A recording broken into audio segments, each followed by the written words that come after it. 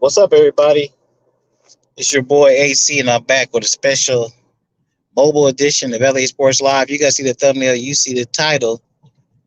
Um, I missed most of the Lakers game last night versus the Orlando Magic. Where was I at last night?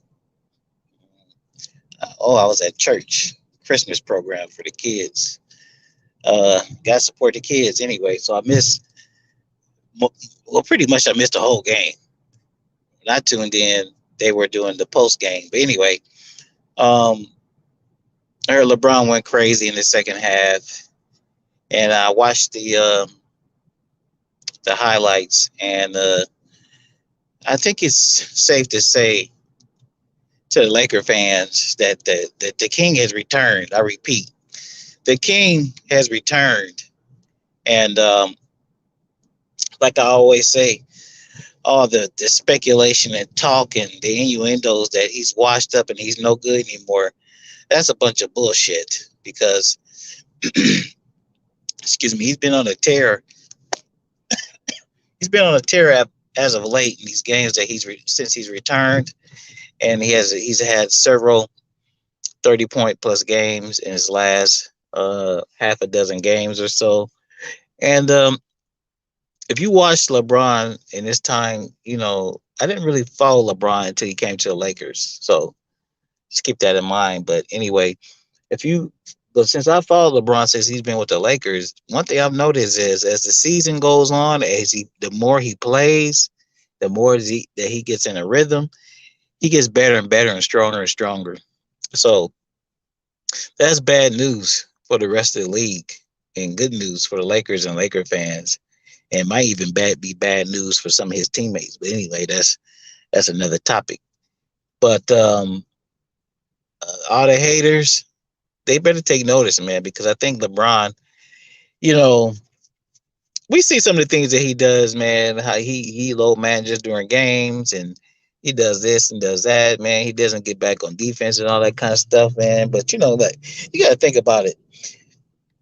After almost 20 years in the league, man, the man he does need certain little things to motivate him, and it's hard to stay motivated and active after 20 years, man. I mean, come on, let's just be real about it. But anyway, there's been a lot of talk, and I know he hears a lot of it. So the only way he can really answer is by playing on the court, because when he comes out and says stuff, everybody scrutinizes it and flips it and scripts it. The only way he can really, only way he can really talk back, the only way he can, I'm sorry for cussing, the only way he can talk shit back to these people, to these haters, is by his play. And so that's why, I mean, it's a whole nother subject, but the thing what Kareem said about goats don't dance, and he criticized LeBron about doing the dance and grabbing his nuts, everything must be taken in context. You know what I'm saying? That was the crazy ass game. Those people was talking crazy to him on the sidelines, and that was his get back. He doesn't do that kind of stuff under normal circumstances. But anyway, um, the king is back. The king is coming back, man, and I think we're gonna see him. I think he's gonna see him. You know, he's not. We know he's about to turn 37. He's not turning 27, turning 37. So you know, age is showing, but to be counting him out and say he's still not in one of the top 5, top 7 players in the league anymore, that's people are mistaken. I hate to say it, but people are mistaken by that. But anyway, so that's what I see. That's what I observe. I'm driving, man, so I'm just going off the top of my head. But I think I really do feel like LeBron and the Lakers are going to make a run, man. LeBron's going to make a run. The reason why I say that, think about it. I know it was only what 8 months ago before LeBron. When LeBron went down with the high ankle sprain, I challenge you to tell me when at the time when he went down at that ankle sprain last season, the high ankle sprain when the fool rolled into his legs. I challenge you to tell me 5 players that were playing better than LeBron up until that point in the season. LeBron was at the peak. He was at what? I don't want to say the peak, but he was rolling. He was rolling at the time that injury jumped off. So um, I think he's going to get very close to that. Uh, he's going to get close to that level of performance again. I think he will. When you see him getting up and elevating and getting those blocks and getting those chase down blocks and going up for lobs, and that fool's got his head up at the rim again. Hey, that's going to be a problem. That's going to be a problem for somebody. And speaking of which, AD missed his second game in a row. There's really no time. No, I don't think he's seriously hurt, but it's not really no timetable for his return. Hey, I'm driving, man. I can't read the comments.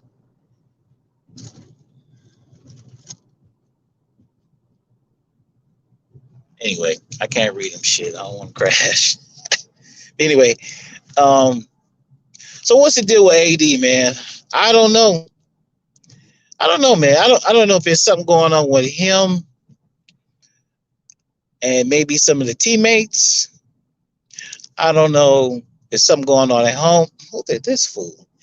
I don't know if something's going on at home. We know he's newly married and he's got 2 kids at home, and a newborn or a toddler or whatever. So I don't know if the man's not getting his proper rest at home or whatever. Or I don't know if there's something going on with him physically. But the dude, I watched his play, over the last few games that he's played. And it kind of reminds me of last season, right before he went out with the tendinosis in the Achilles, how he wasn't jumping, how he wasn't challenging players on the defense, and how he was like getting dunked on. AD was getting dunked on by random dudes, and it's happening again. So that kind of leads me in like how he's like playing kind of tentative, and so I don't know if that's the same issue or if he's hurt or hobbled or I'm getting like no red lights. I cannot I cannot pull over and look at the comments because it's like I'm getting like all green lights. Okay. Well, shit, here goes another green light. I can't read the comments.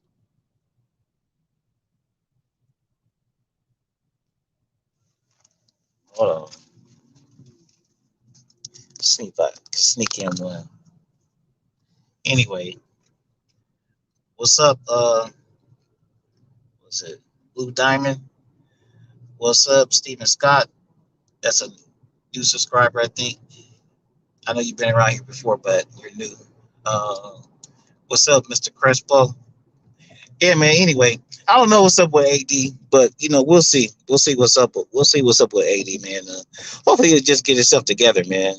You know, and the Lakers don't have to make any rash decisions about moving people, namely him, because I've never, this is only AD's third season with the Lakers. Really, last season you don't even count, but technically it's his third season.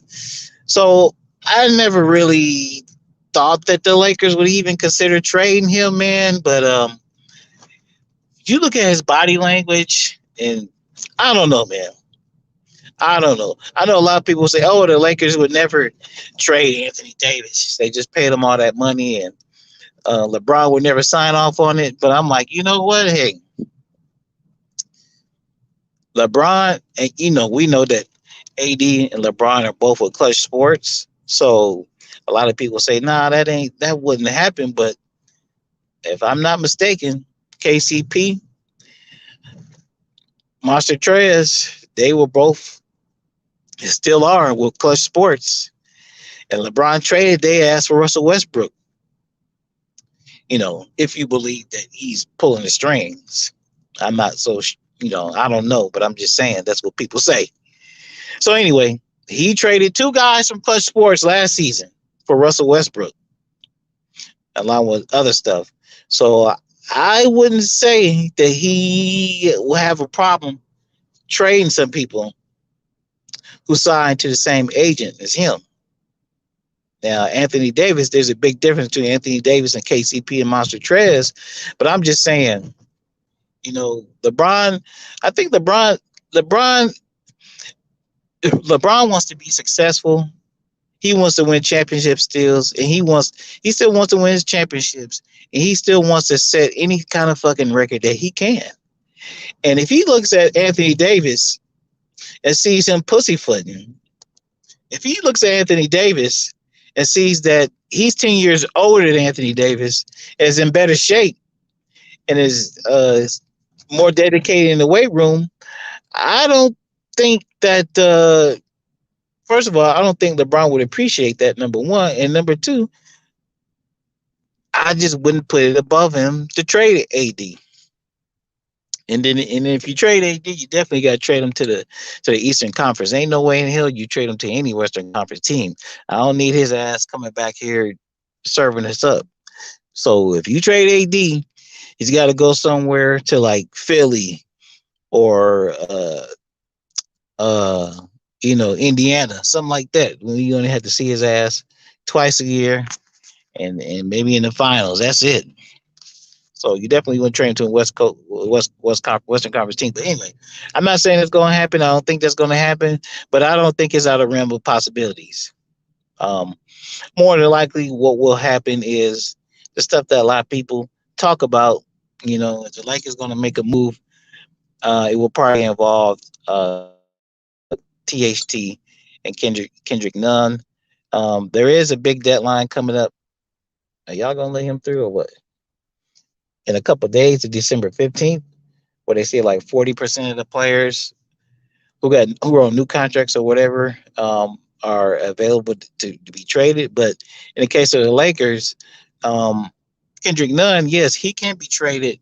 Kendrick Nunn can be traded on starting December 15th, but he hasn't played all season. But THT can't. THT can't be traded for whatever reason. However his contract is structured, he's not eligible to be traded to like January 15th. So if the Lakers would make any kind of serious moves, more than likely it will be involving THT. And since the way his contract is structured, that will not happen until the middle of January. So don't look for nothing. Don't look for nothing anytime soon. I think what the Lakers are going to do, because they also look, you guys know they just announced a tentative timeline for the return of Trevor Ariza and Kendrick Nunn. They expect to have Trevor back as long as he doesn't have any setbacks within a couple weeks. At the at the most 1 to 2 weeks, they said. And they said that they look to have Kendrick Nunn back sometime next month in January. So if all goes well, and then these guys, stay cool, when they're away from the team, and we don't have no big, COVID outbreaks on the team, if everybody stays healthy, and then we get those two guys back by mid next, January, and if Ariza comes back in a couple weeks, man, I'm just really telling you, and with a healthy LeBron flying around and jumping at the gym, I really do think this team is poised to make a run. Now I'm gonna give you the caveat to that. I really do think the team is poised to make a run. Russ has been pretty durable. Now we gotta expect that he's probably gonna make some games sooner or later, because he ain't no spring chicken himself. And remember, he came up limping. I saw he did come up limping in the Orlando game. But so far, Russ has been an Iron Man. He's played all the games. So just look out for that. Russ is going to need a break sometime at some point. But anyway, my point was, if this team stays healthy or whatever, and the guys come back and we get fully healthy, I definitely think the Lakers are going to make a run. But the caveat to that is, it is all circled and revolves around LeBron James. They can't do it without LeBron James, because I don't have any faith in Anthony Davis. Russ is going to try, but he's only going to try so hard because Russ knows the reality of things. Because I don't think Russ has a lot of. I don't think Russ. I may just be real talk. I don't think Russ and Carmelo have a lot of faith in AD. But anyway, that's another subject. But my whole point was the Lakers definitely can make a run as long as LeBron stays healthy. And but the thing is with him, with his age, you know, he can have all these great games and all that kind of stuff. But really, honest with you, I get kind of scared because he's playing very hard, playing very fast, very athletic. And that's the only way he knows how to play. But he could very easily, it's just the way things go, man. He could he very easily go up for one of those alley oops, a monster dunk, rock that sucker back and throw it down, and then he could come down holding his stomach. So you guys know what I'm talking about. You know what I'm talking about. So that could happen very easily. I'm not wishing that on him. What the hell if I get a red light? What's up, Humble? Yeah, so the Lakers gonna have all their guys back, man, by late December, early January, and then you gotta give them another 10 games on top of that. So we talking about 40, 50 games into the season, and then you're really gonna see the real Lakers. You're really gonna see the real Lakers, man. Are they good enough to beat everybody? I don't know. But let me tell you something, man. They gonna be in it. It ain't gonna be no goddamn first round exit. Because by that time, if they get rolling, they're gonna be in the top four. They're gonna be in the top four. So that means they'll at least get one uh, home game, one series, playoff series, them being the host, and then we'll just go from there. But it ain't gonna be no first round exits as long as everybody is healthy, specifically LeBron James. If you have a healthy Westbrook and AD, I don't know. But if you got a healthy LeBron James come playoffs, I'm telling you guys right now, I know we haven't played everybody yet this season. But I'm telling you, I haven't seen a team, and that includes all the people we played, supposedly good teams, supposedly good teams. We beat Miami with or without Jimmy Butler. I don't care. But we beat Miami. We lost to the Bulls. I wasn't that impressed by the Bulls. What other good teams that we supposedly played? Warriors, first game of the season, the Lakers lost what by 6 or 7. That team is beatable. Lakers got their ass kicked by Phoenix. That team is beatable. If anybody, if I had to be if I had to say the team with the toughest matchup, the teams the Lakers played so far this year, I probably would say Phoenix. But even that team, like I said, to me, they're beatable in the series by the Lakers if they have a healthy LeBron James. So, that's just my thoughts, guys. I'm getting close to the crib. I'm gonna wrap this up. Thank you, guys. Thanks for jumping on this live. I'm gonna start. Hey, we went over 1,000 subscribers. This is my first live, I think, since I did 1,000 subscribers. So I want to thank you guys. We just went through the process, getting the channel monetized this morning. So when you guys if you watch the videos and you see a commercial come on, see an ad come on, don't skip them, man. Help a brother, help a brother get some money. If you at work, you got a computer and you got YouTube on your computer, hey man, have my channel playing in the background and let it play, man. Help a brother get a few ducats in his pocket. I really appreciate it. And thank you guys for the support. We got some other things jumping off, some new things jumping off. I don't want to reveal it just quite yet with the channel, but we're gonna take it. I'm not gonna say take it in another direction, but we're just gonna do some little different things. Let me just try them out and see how it works. Anyhow, guys, I'm about to pull up. This is your boy, AC LA Sports Live. Thanks for tuning into live, guys, and I will wrap with y'all later.